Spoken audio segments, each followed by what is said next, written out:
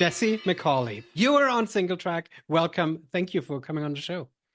Yeah, thanks for having me, Matthias. So we need to set all of this up, and we have lots of different kind of paths to get down to. But you are currently sitting up in Squamish, BC, correct? Yeah, I'm just in my living room here in sunny Squamish, BC at the moment. Nice, nice. In this weird transition period between a summer and winter for you. Yeah, Squamish gets a ton of rain at this time of year. So whenever there's sun, you really have to make the most of it because October, November can be pretty dark, rainy months in this town. Yeah. Which I should then really show my appreciation because it's sunny out right now and you're giving me an hour of your time for this podcast. Thank you very much. Oh yeah, it's all good. I mean, I was already on my bike for 3 hours this morning outside, so I've So I've had my fix. so I have lots of questions. You are doing tons of different sports, and you need to sort of introduce yourself into all the different sports that you're doing and how they sort of fit into you as an athlete. And then I'm super curious, like how you pick to what to do when and how this all fits together. Introduce yourself a little bit. Yeah, no, it Let's makes start sense. there. Yeah, my name's Jesse. I mean, my primary sports are skimo racing in the winter, ski mountaineering in the winter, and then trail running in the summer. Um, I've grown up doing a variety of things. Like in racing, my background is in mountain biking. I started mountain bike racing when I was like 11 years old. And then I ended up racing downhill for 7 years. And a couple seasons of enduro with sort of cross country in the off seasons. Um, and then I've rock climbed all my life. I would say rock climbing is like one of my favorite sports, but I do it purely out of passion. I'm not competitive at all with it. It's the one sport I can just like go and have fun with and not stress about. I'm not like chasing grades or anything, just as long as I'm having fun. But competitive wise, yeah, skimo and running are my things.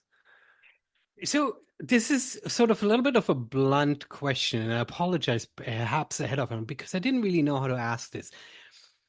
When you're doing all these, is this your profession? Do you do this full time? And if so, how do these pieces fit together? Because in my experience, if somebody is a professional athlete, they're so precious of the one sport they're doing, they don't really have time to do everything else. Yeah, that's a good question. I mean, I would say I'm doing this semi-professionally, maybe leaning towards professionally eventually. I just quit my job and I'm starting school full time online here shortly, so I'm quite excited for that. I think I'll be able to just focus on my studies and athletics, which will give me a lot more time. Um, but in terms of finding all the sports, time to do all the sports, I think I I've always been someone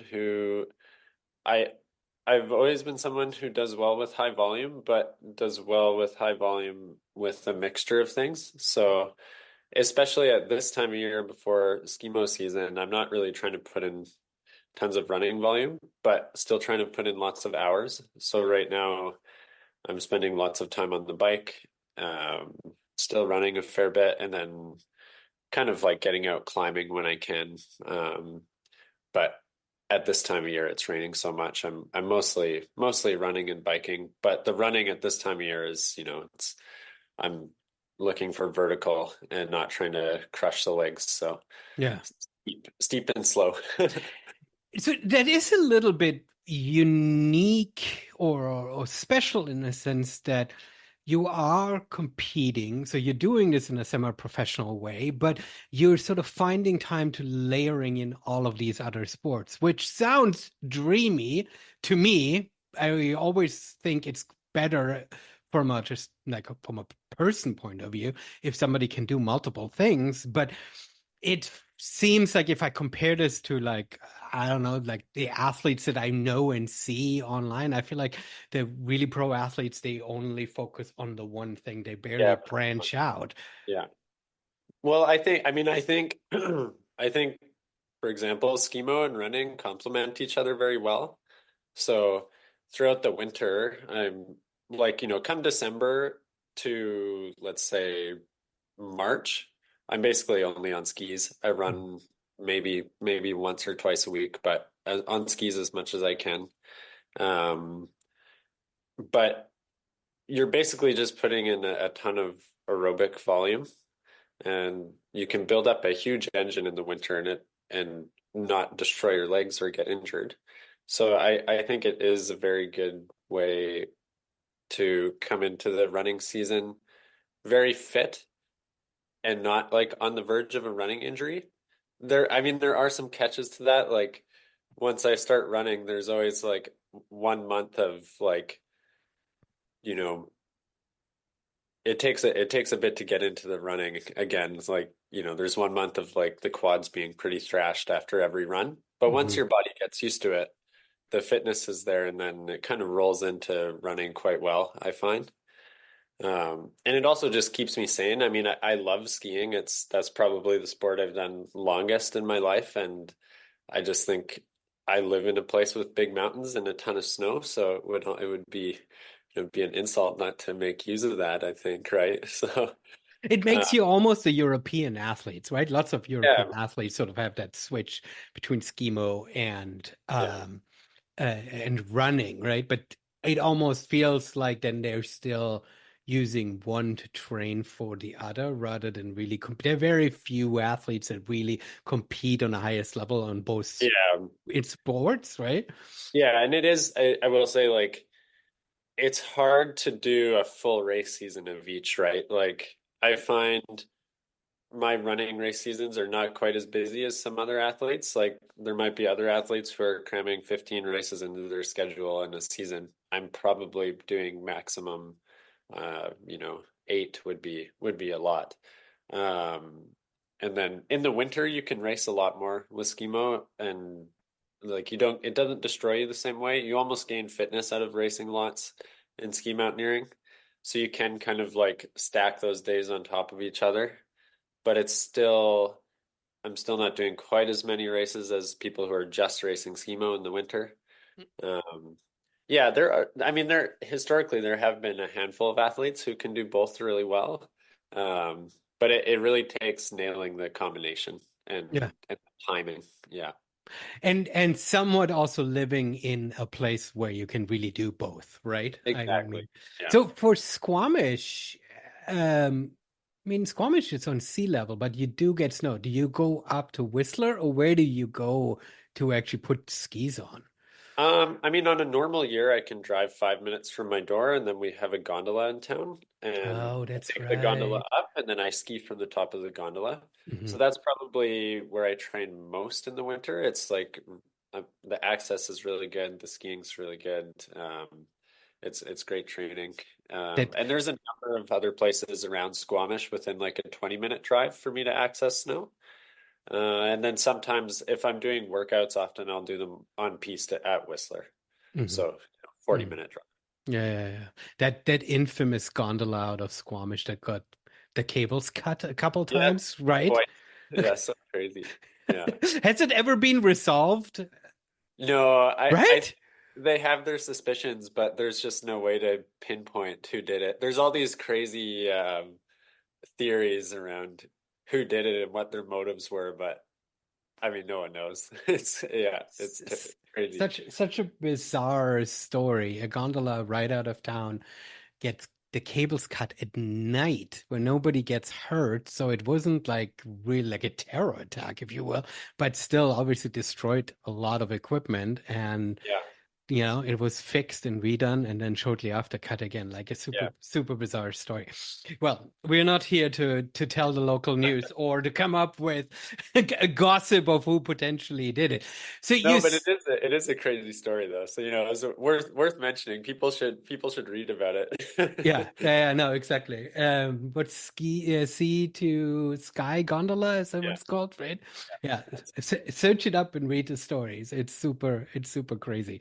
And I'm trying to envision. I mean, you live close by, but I mean, I love gondolas, but trying to envision the noise it made when all of these gondola cars kind of Yeah. crashed into the mountainside because they were like hanging on that wire Yeah. that got cut, right? Oh, yeah, it's crazy. It's also shocking that the person who did it survived twice. Oh yeah, yeah, exactly, right? So I mean, as they were cutting it, obviously there was tension release, right? I mean, it's not, yeah. Crazy stuff. Anyway, anyway, quickly cycle back. You said you started off with downhill mountain biking. Yeah. What made you switch? That does seem like quite a bit of a departure. Yeah. Yeah, I feel like I have this conversation with people pretty often, actually. I think so I've always spent lots of time in the mountains with my parents. Like I was hiking and skiing and climbing in the mountains from basically when I could walk with my family. And I was at a point in my cycling where I either kind of went full into it, and that's all I did, or I branched out into other things that interest me, like spending time in the mountains. And ultimately, I think that was more important to me. So I seeked out these more mountain-oriented competitive sports. I mean, to be quite honest, the combination of stuff that you're doing sounds really dreamy because for me, as somebody who sort of mainly trail runs, I often am in places and I feel like, oh man, I wish I could also bike, but I really don't know how to do it. And then there's a little bit of snow on the ground and I think, oh, I wish I could be on ski. I mean, the fact that you sort of have that whole portfolio is super fun, right? I mean, and you can really wake up. I mean, do you have a training plan or do you literally look out the window and say, it's sunny, the rock is dry, now I need to rock climb? Like, how do you determine what to focus on when you have so Um, many toys lying around?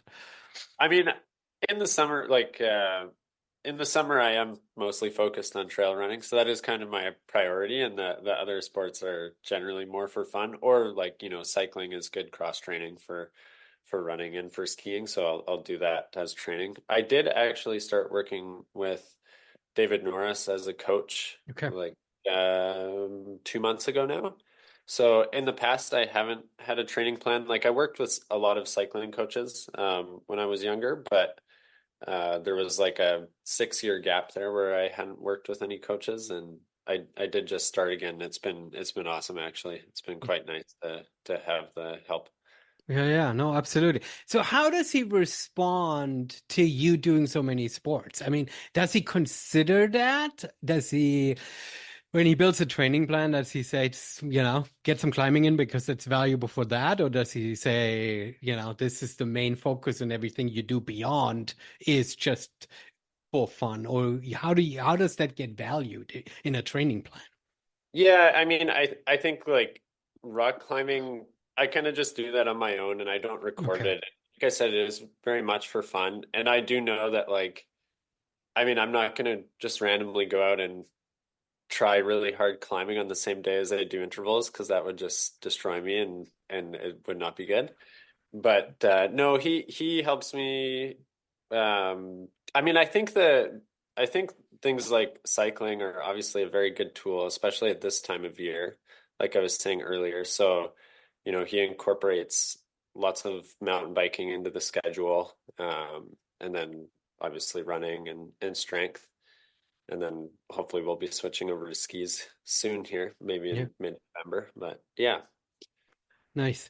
So when you do the skimo races, do you then travel a lot? I assume they're sort of all over, right? I mean, so that Yeah. requires quite a bit of dedicated focus. Yeah, in the winter, I usually do at least one longer stint of racing in Europe.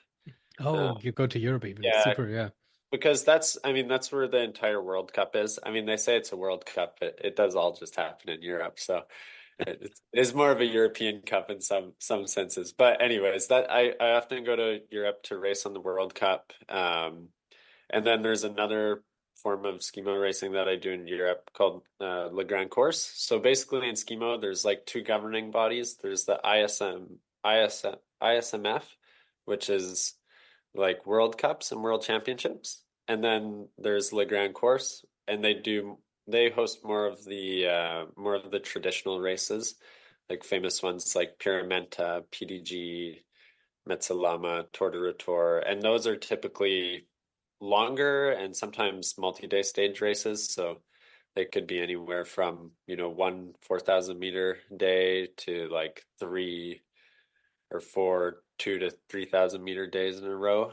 So Hmm. those are generally much longer. And then the World Cups are quite short in comparison, usually around a 90-minute effort. Hmm. Um, and so, yeah, I do travel. Most of my racing these days is in Europe. There is a Canada Cup series, but it's actually also quite far for me as well. Like for me to get to any of the Canada Cups, I'm driving at least 10 to 12 hours from here. And at that point, I almost think it's more worthwhile to book a plane ticket to Europe. And if I'm going to travel, I may as well travel overseas to where the bigger races are happening. Yeah. And Yeah. there is a number of good races in the US too. So I will Yeah. go to the US as well. I mean, that makes, I mean, obviously I'm German, so I will always think fondly about the Alps, but it just makes sense that when you have sort of a World Cup and you want to take advantage of lots of different races or races close together, that the Alps just has so many valleys, so many ski resorts, so many places where one can do that kind of stuff, right? Yeah. And over here in North America, there are lots of places too, but they're so far remote and far in between that travel becomes a huge obstacle. Right? Yeah, exactly. Exactly. It is much more concentrated in Europe and just historically, skimo has been around in Europe for, over 100 years, whereas it's a very young sport in North America. Yeah. So you sit in Squamish, the mountain bike capital of the world almost. How do you find skimo for yourself if it is especially European sport? Like how do you get connected to that? Yeah, I got into it just by reaching out to one of my good friends and mentors, Nick Elson, he's quite a well-known ultra runner and skimo racer from Squamish. And when I was like maybe 17, I just reached out to him on Instagram asking if he would get out with me because I was curious about the sport, and that's basically how it went from there. So very thankful for that. Yeah. I mean, it Because is. yeah, Describe a little bit more what attracts you to the sport because you're competing. But within your sort of immediate connection, you're sort of, it's sort of hard to tell your story and for yourself and quantify what you're doing because over here, very few people really know about the sport, yeah, right? yeah. I think what attracts me to it most is that it allows me to do most of my training in the mountains, and that's where I really love to spend most of my time. So it's pretty special to be able to train for a sport that, you know, involves basically just skiing in the mountains a lot. And of course I do a lot of workouts and skiing on piste to make sure that the intensity is there. But I spend a lot of time in the mountains, and that means a lot to me for sure. And from the racing aspect, like when you are competing, it brings you to some really cool places that you maybe wouldn't go otherwise. Places like some remote corners of the Alps, and Mm. allows you to explore different mountain ranges and for me, different cultures. So yeah, for me, there's a lot of reasons to be attracted to it. It's an interesting sport. No, for sure. I'm sorry if I'm ignorant, but is skimo now officially an Olympic sport yet? Yeah, yeah, that's correct. So I guess just to break it down for you quickly, there's several different genres in skimo. So there is the individual, which is, a 90-minute race, and that's basically just faster ski touring, right? That's like up and down with boot packs and descents and all that. And then there's vertical racing, which, as you can imagine, is just uphill, usually for 20 minutes to half an hour. Okay. And then there is sprint, which is a very short discipline. It's like usually 2 to 4 minutes. and they'll incorporate in those courses, they'll have like some man-made kick turns and then a short boot pack and some more kick turns, and then usually have to ski some gates on the descent. And now there's also a mixed relay, which is, or a mixed gender relay, which is essentially like the sprint, but the course is a tiny bit longer. And so maybe more like 8 minutes, and each person will do it twice. So in the Olympics, it's just sprint and mixed relay. Those are the genres in the 2026 Olympics. So many questions. Let's start with that. But the races are a lot shorter, and therefore you can automatically stack more of them together. How do you pick? Because I mean, if I'm thinking of other Olympic sports, like a 100-meter runner doesn't also run the marathon, right? I mean, you have to at some point specialize. Are you at a point where you're specializing, or is for you, I don't know if it's the competition or for your personal, can you still do all of them? Um, yeah, to be honest, I'm not that the sprint is not my favorite aspect of the sport for sure.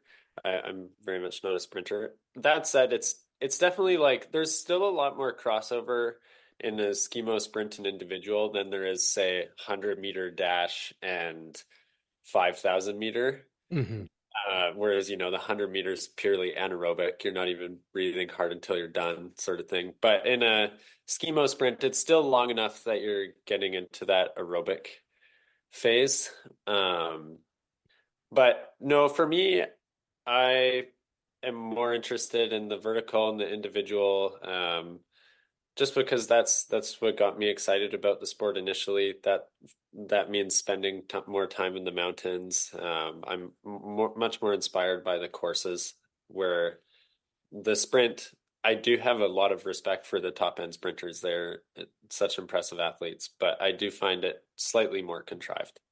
Hmm. Hmm. It's definitely very much for the spectators. Oh yeah, yeah, because the courses are short, so Yeah.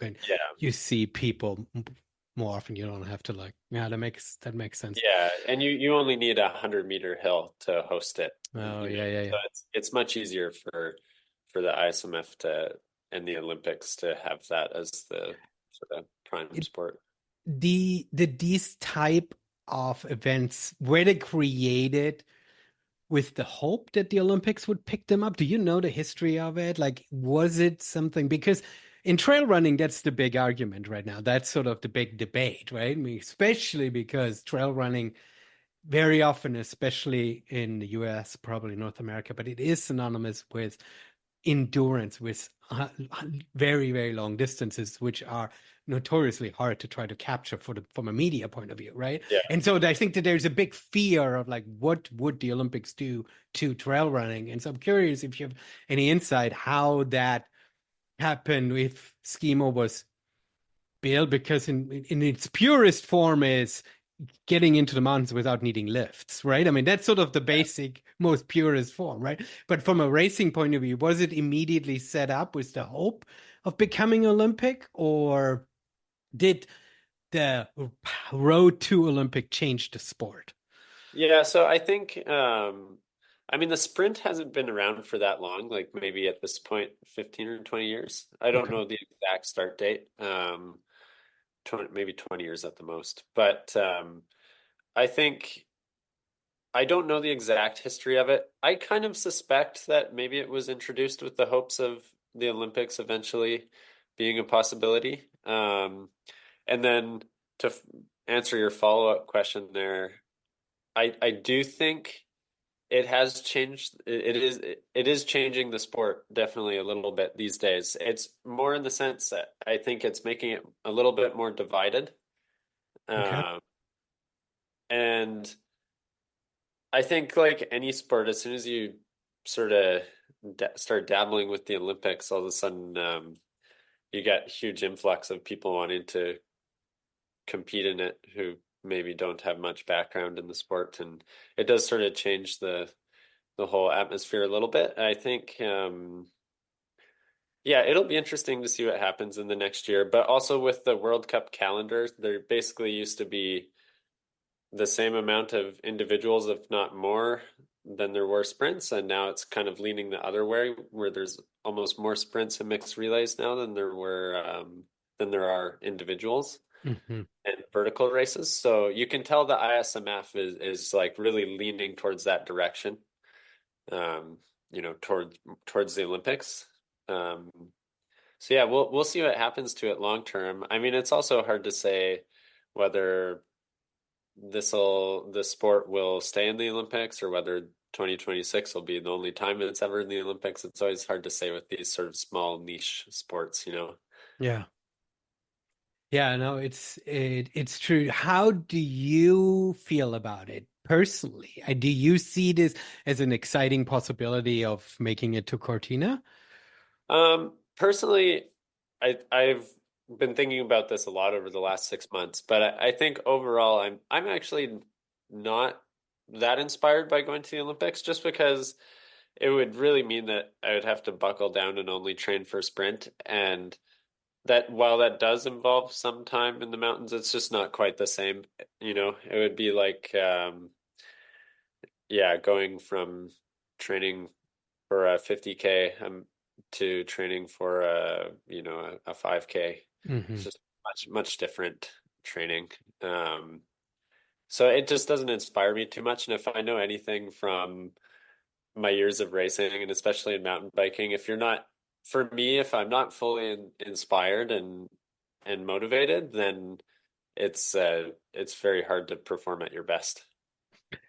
I hear you, but I also know that Canadians love their winter sports. What happens if the Canadian Olympic Committee sends you a letter, email, calls you, knocks on your door?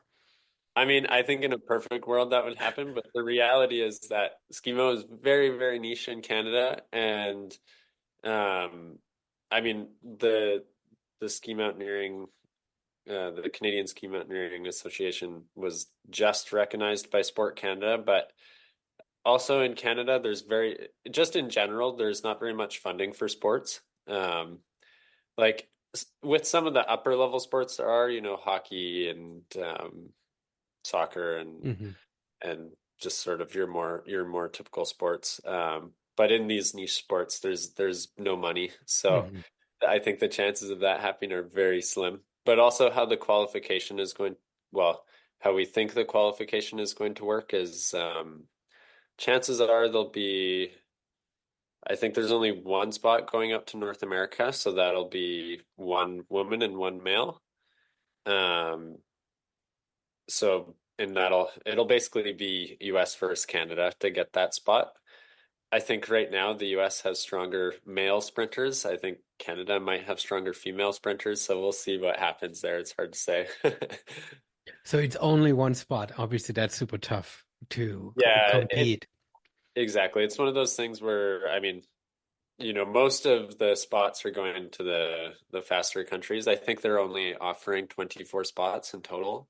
Okay. Uh, but because it's the Olympics, they have to have one North American spot, one Oceanic spot, Hmm. Hmm. one South American spot. Hmm. Uh, so it, yeah, it'll be interesting to see what happens. But no, I think the chances of the Canadian Olympic Committee sending me a message and offering me a whack of money and support to go race the Olympics are almost zero. So Well, yeah, I asked because of that, but I also asked because I've talked to some German trail runners yeah, and they believe that if their sport would get recognized and properly tied into sort of the larger German athletics or wherever it would fit, right?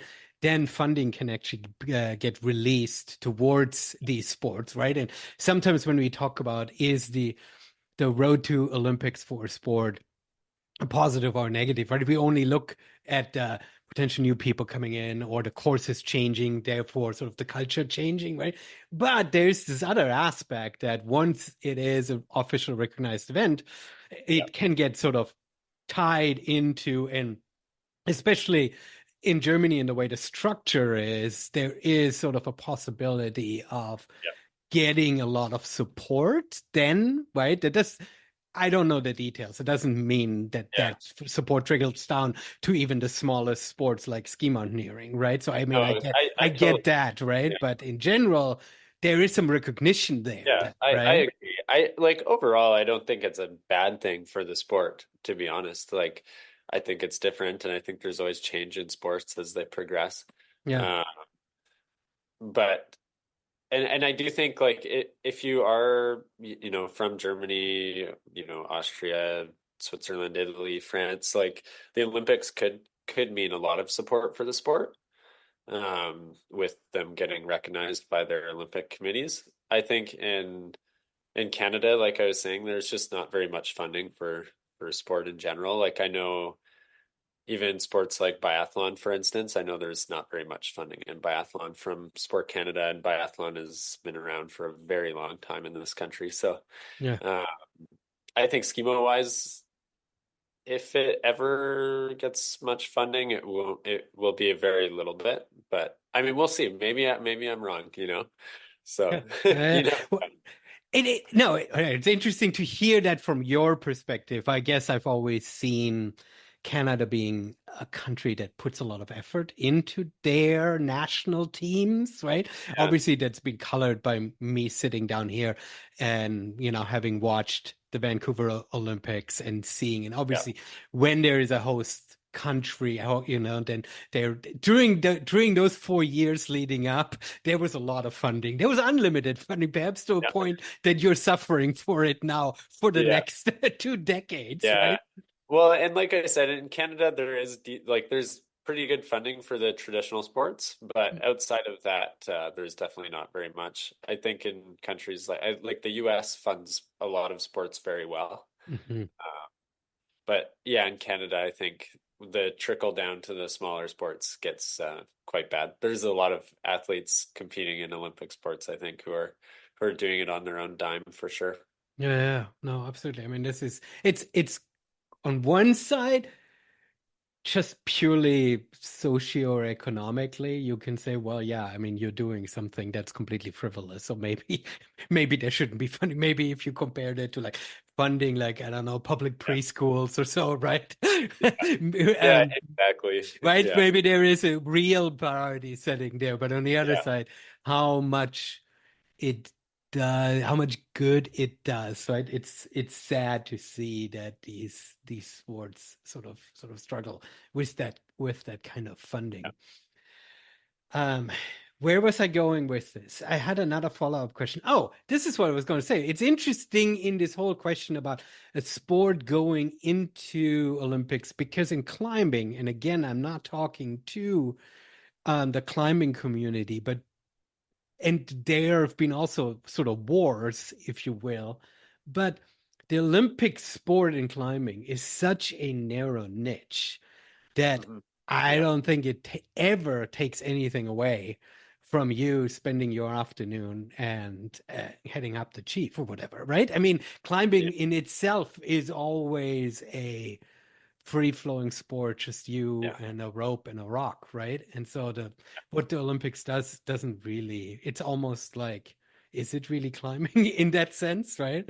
Yeah, definitely. It's definitely different. I mean, just to be clear, I actually know very little about comp climbing, so I won't try to act like I know much about it. But I think actually, like back in Tokyo in 2020, the last Summer Olympics, that was probably a very good, um, or kind of a decent example of what it will be like for skimo in the Olympics a little bit in the sense of like, they all the competitors had to compete in bouldering, lead climbing, and speed climbing. But speed climbing is kind of like from bouldering, it's just drastically different. Kind of like what the individual is to the sprint in a lot of ways. Mhm. Yeah, that's sort of, if you set a format that disadvantages the athletes or forces the athlete into being something that they are not, then that's not a great thing, right? But Mhm. what the actual sort of inclusion in the games does to the overall sport. I mean, I don't know, maybe people showing up at El Cap in Yosemite. Maybe there are more people there all of a sudden, right? But this is not Yeah. necessarily a bad thing. That's just something to deal Yeah, with, right? I think it puts it on the map a little bit, Mm-hmm. It's Exactly. yeah, not a bad thing. Yeah. Yeah. Well, so let's talk about running. You jump into running. So how do you select then your races? Because I want to talk a little bit about Mount Marathon you just ran this year. Like how is again, right? I often talk to people who run 100 miles and they really only run one or two a year and sort of they're planning their year out already. And very often 100-mile races, sort of the pecking order is set, right? I mean, you either go for Western States or you go for Hard Rock or you go for UTMB. And there's really not much else there other than supporting races that get you to these events, right? Yeah. But for you running shorter distances, you can be more flexible. How do you sort of approach sort of your season of running and racing? Yeah, I mean, I think it's something that I'm learning more and more ongoing how to like really nail the transition from winter to summer. But I think, I mean, generally, I've always gravitated towards races that are more technical. Mhm. I've just always enjoyed them more. Um, I really should do some more runnable races at some point just to work on my running economy. But I have always loved the steeper stuff. And these days I do find that I'm gravitating more towards races in the, from very short vertical to like 4 hours. I'm is kind of where I'm most excited for racing right now. And the reason for that is just the recovery time is so much quicker. Um, and I find that like I would prefer that my really long outings were in the mountains. So whether that's a big traverse or a FKT of some sort, yeah, I think if I'm going to spend 20 hours on the move for 15 hours or whatever, I'd prefer it was moving through the Alpine somewhere. So I find doing the shorter races also allows me to do the longer outings in the mountains. And those long outings in the mountains, they do crush you, but I think it's not the same as running 100 miles or something. Your legs don't get beat up quite the same way because you're often hiking more, scrambling, or it's slower moving, right? So So you are then completely not caught by that bug to run any of these iconic 100-mile races? Like, what does it do to you when you watch UTMB? I mean, I think it's super inspiring. I think I would love to run some 100 milers one day. I just feel like right now I'm not in a huge rush. I mean, the reality is I'm not Killian. I think if I tried to run 100 miler and some short distance and skimo, I would likely end up injured. So I think there's very few people that can do that combination of everything. Um, but no, I can see myself doing some longer races in the future, but maybe like 5, 10 years down the line. I'm not stressing about it too much yet. I like it. So what are then sort of the races? Name some of your favorite races that you gravitate to. I mentioned briefly Mount Marathon, but there's more. What Yeah. Yeah, so I raced Mount Marathon last year. I also raced that in 2019. It's just an excellent race. I think it speaks for itself. yeah.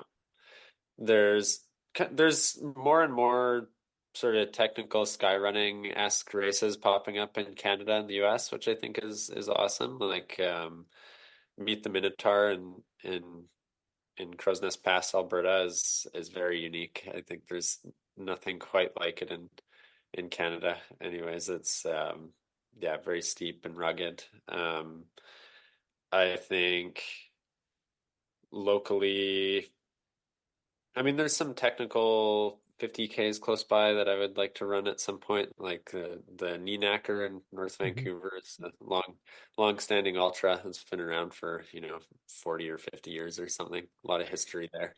Is the Uh, Golden Trail series too runnable then for you? I would love to race some Golden Trail. I think up until this summer, like finances have definitely, been a thing, and I don't have loads of money to travel all year round. So in the past couple of years, I've been doing more of my racing locally, but I would love to do some of the Golden Trails. I thought about doing the Headlands race this year, but I ended up getting sick early in the fall, so I ended up canceling canceling those thoughts. But I would also love to go over to Europe and race the Gamma at some point in the future. I would love to race like some of the sky running events over there.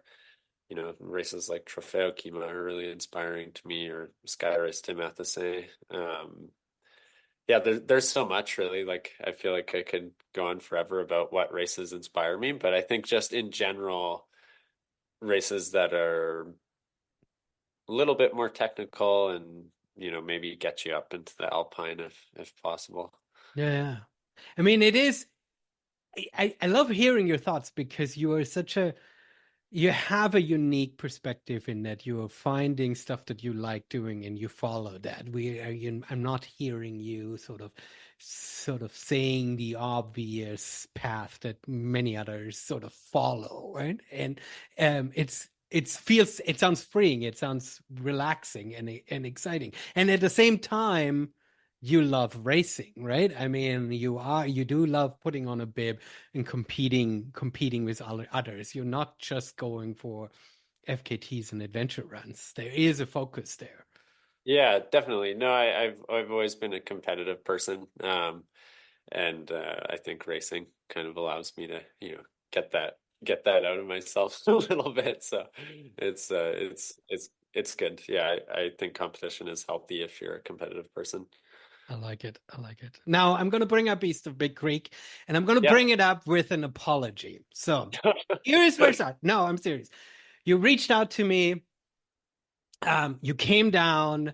You raced Beast, and then you took a wrong turn and I had to DQ you. You were in course record time, and it was heartbreaking for me. And I'm apologizing here right now one more time because I feel like for me as a race director, it's my response. I know that you're going to come back and say, yeah, as a runner, it's my responsibility to know the course. And I appreciate that too. But I was just up in Whistler for the UTMB race, and I wrote about it because I've never experienced course marking that well done. Usually trail Oh, running is like if there's a left turn, there's one arrow and you just have to know it, right? yeah, And there they marked the course, and I wonder if they actually marked the course because they're coming from a mountain biking mindset, right? If Whistler Blackcomb as a mountain bike park sort of had the course marked with this understanding of you know mountain bikers come a lot faster, but in front of every critical turn 20, 30 feet ahead there was an arrow or a sign that says critical turn ahead, and then there was the arrow going to the turn, and then there was actually yellow tape over the part that you're not supposed to go, right?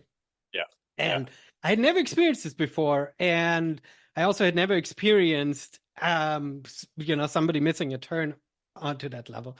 But I'm totally going to change and adopt this practice as much as I can to make yeah. I mean, sure that runners don't miss turns, because I'm sorry.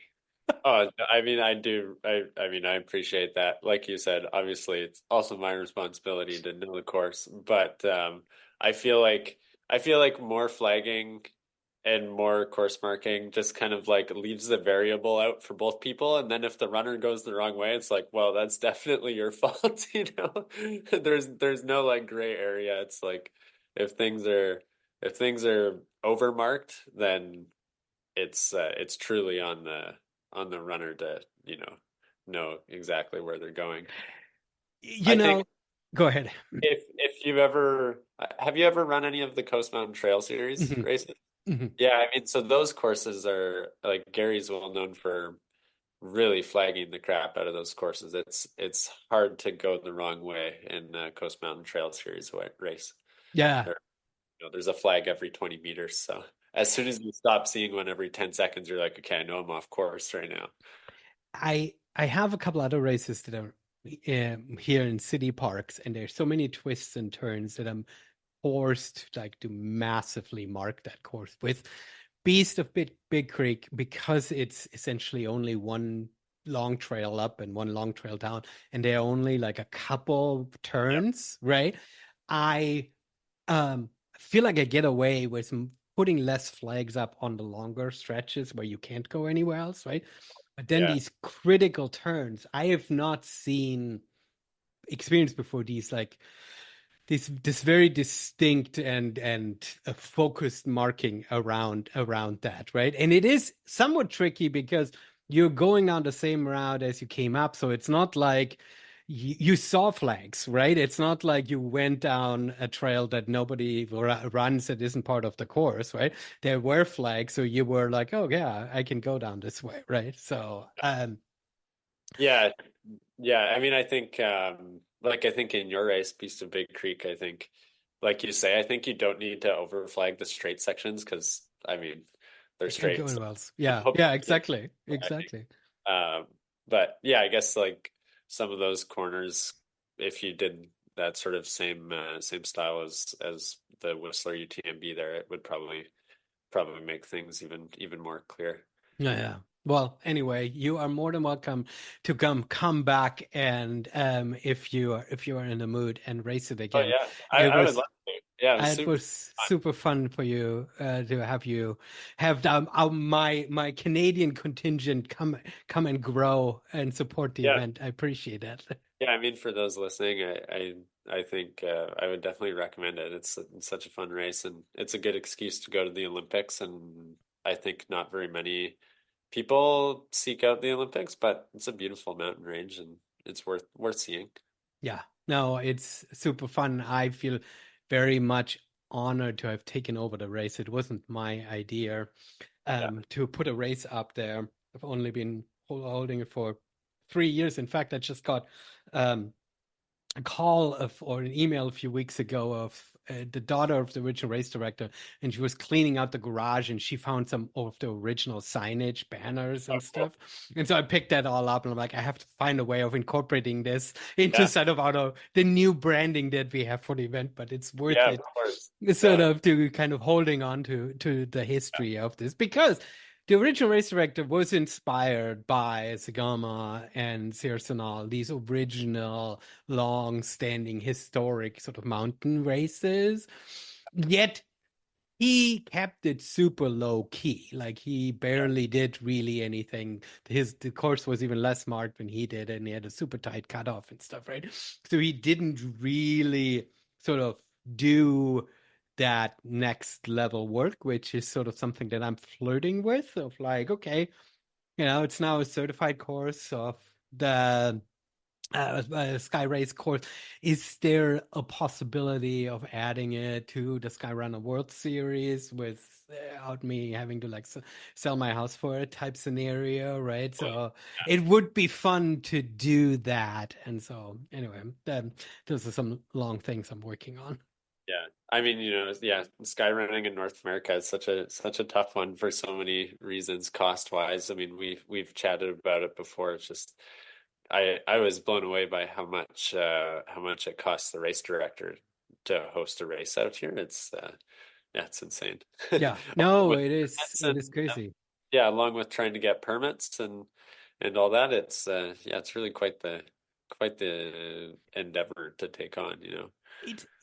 It's foolhardily from the organization that puts on these series, because in North America there's so many events we don't really need, and we actually, in general, I think race directors have an aversion to sort of join a circuit, right? Because all of a sudden outside sponsors that you don't get anything from show up with banners, you're competing and stuff, right? It gets actually fairly complicated.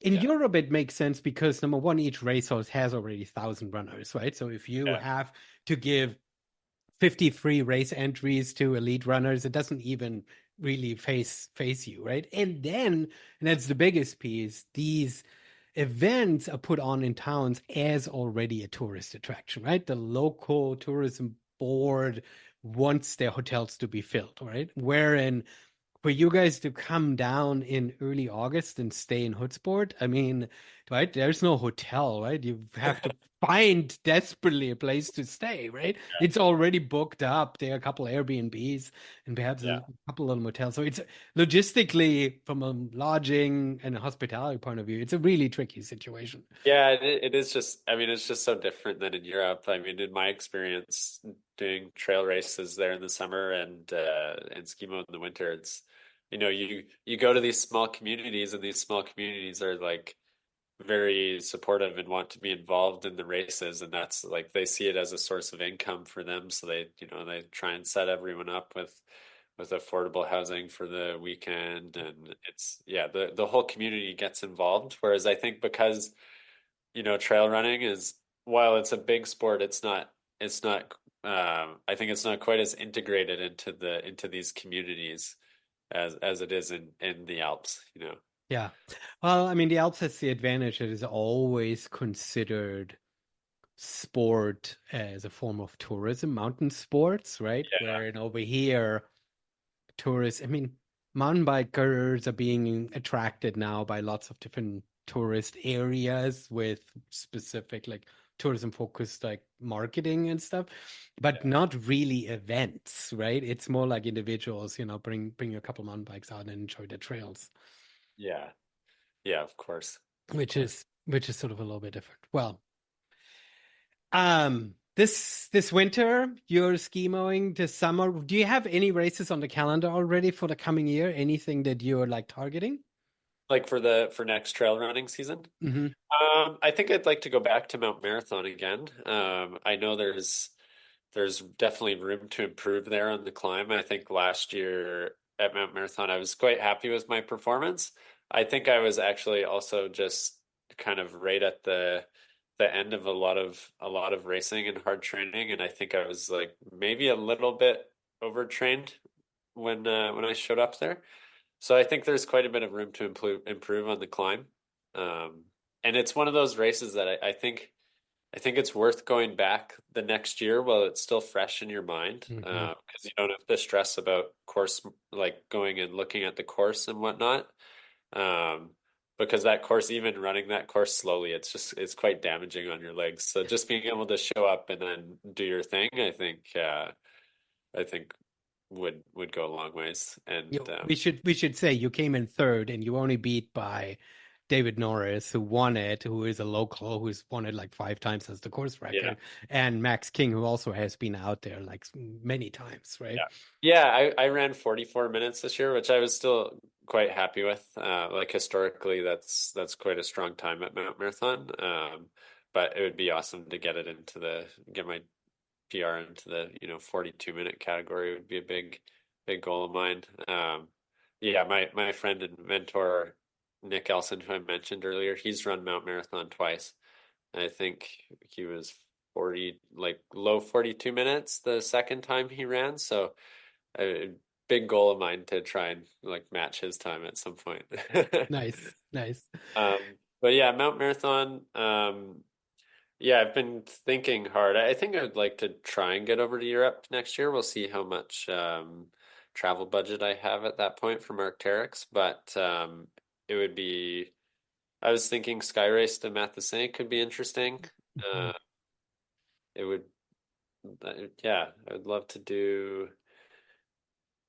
I mean, Zagama would be interesting, but it's so early for me. I think it would be tough to transition straight into it from skimo season. But I guess I don't totally have my running season dialed in. That's What all it right. sounds.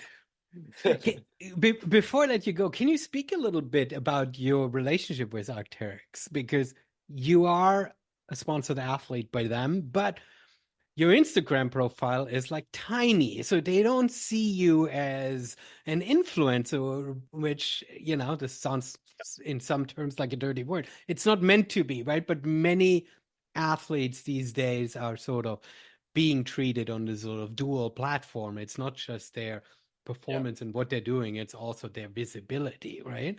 And you don't really post a lot on social media. Is it not a requirement? Tell me a little bit about your Yeah, relationship with for them. sure.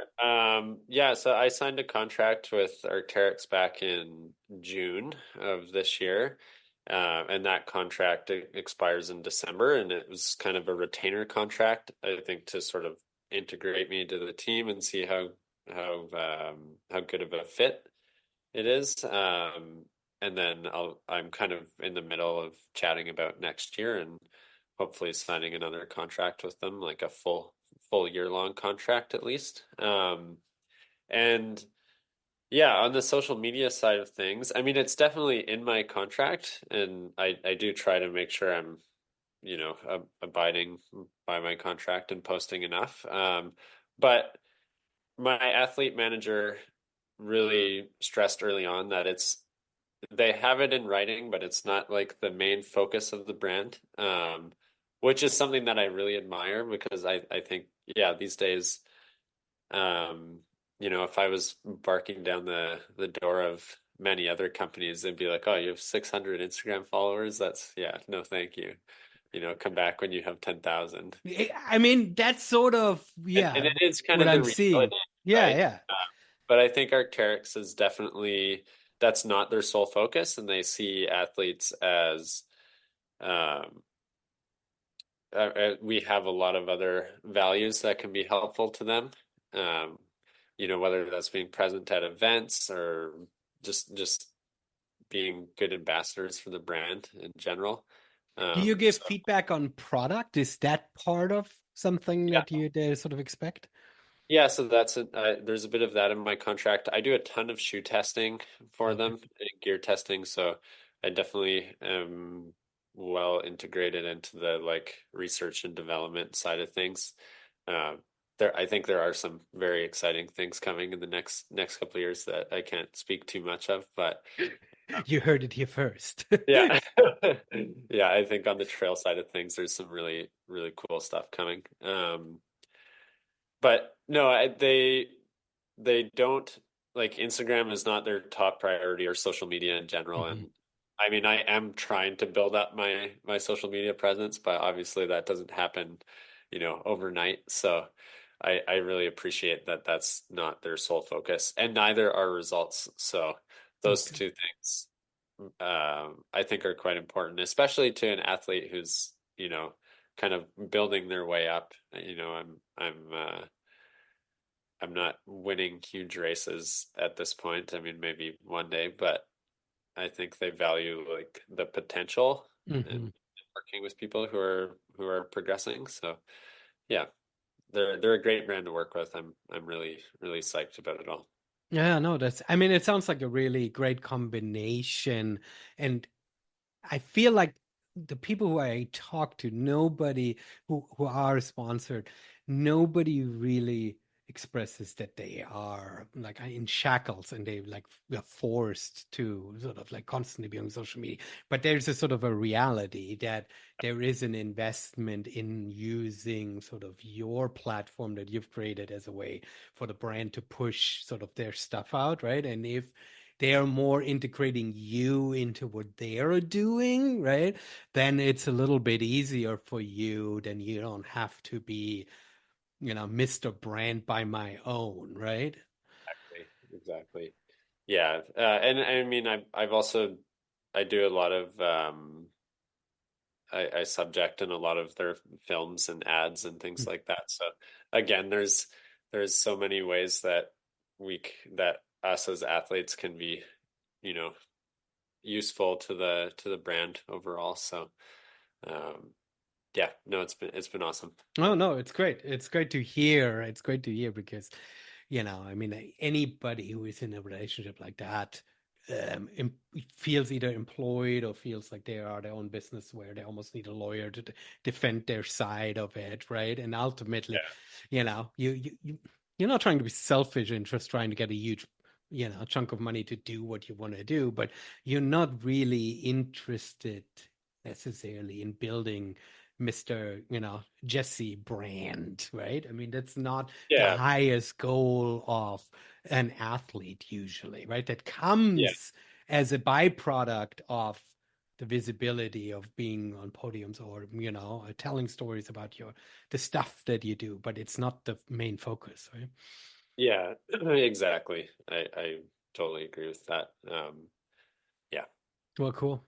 Jesse, where can people find you so they can follow you so your Instagram audience grows? Let's Yes. finish off with that. Um, yeah, I do have Instagram. My handle is just Jessie.McAuley, so my first and last name.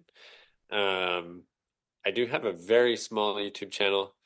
I occasionally post videos from our adventures.